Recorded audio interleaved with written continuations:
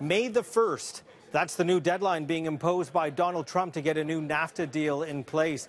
It's specifically designed to turn up the heat. May the 1st will also be the new expiry on the exemption that Canada got on steel tariffs. This is number one, but this is the first of many. Canada and Mexico originally got an indefinite exemption from the U.S. on threatened steel and aluminum tariffs.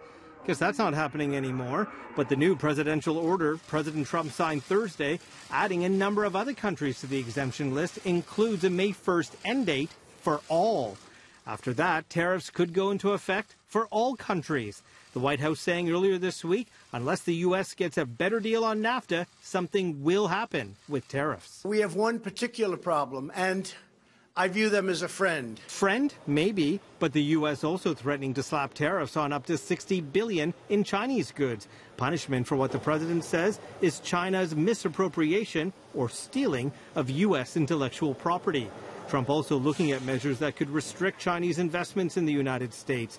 China certainly not happy, urging the U.S. to pull back from the brink of a trade war and making its own threats to levy additional duties on up to $3 billion of U.S. imports, including fruit and wine.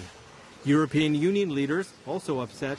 Belgium's prime minister saying the temporary exemption was like Trump putting a gun to their heads. They want a permanent exemption from U.S. metal import duties and hinted at bloc action of their own to protect their collective interests.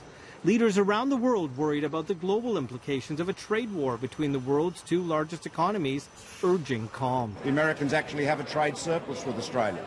We don't complain about that. We've got surpluses with other countries. So the important thing is no one wins from a trade war. There's no doubt about that. And we look forward to the US and China being able to negotiate a satisfactory arrangement that suits both sides.